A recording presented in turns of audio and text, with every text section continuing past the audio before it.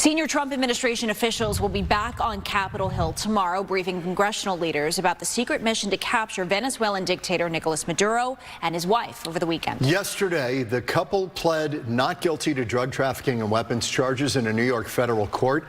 Fox's Chelsea Torres joins us tonight from Miami. And Chelsea, big Venezuelan population in Miami.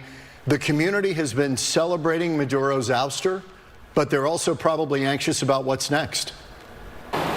Yeah, it's truly been a mix of emotions. John and Christina, the nation's largest Venezuelan community, is in a suburb here in Miami. And as you can imagine, rallies and celebrations really took off once they found out that Maduro was captured, arrested, and brought to New York as he's sitting in a jail cell right now. But then there's the other flip of the coin, where a lot of people have this uncertainty about Venezuela's future.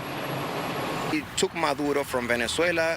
We have Maduro here in the United States, but we still have people from the regime in Venezuela. We have a lot of work to do, not only with the capture of Maduro. We thank President Trump for that, but we still have a lot of work to do. On Monday, Venezuela swore in Vice President Delcy Rodriguez as the country's interim president, and the top Republican on the House Foreign Affairs Committee says Rodriguez is willing to work with the United States. Meanwhile, President Trump says Venezuela won't have new elections in the next 30 days because the U.S. will have to, quote, nurse the country back to health first. Trump is also suggesting the administration could pay back oil companies who help rebuild Venezuela's energy sector. So Energy Secretary Chris Wright is actually set to meet with oil executives right here in Miami tomorrow. The White House Deputy Chief of Staff talked about the president's vision for Venezuela and the region as a whole.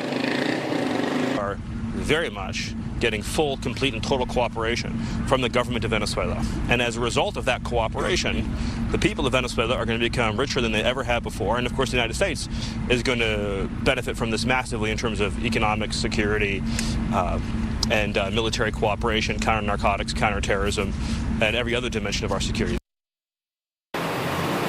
Another issue is, what will Homeland Security do about the hundreds of thousands of Venezuelans that had their protected status revoked by the Trump administration just last year? Well, the other day, DHS Secretary Kristi Noem did say that those Venezuelans will be able to apply for refugee status, but she did say that those deportation flights will not stop. In Miami, Chelsea Torres, Fox 10 News.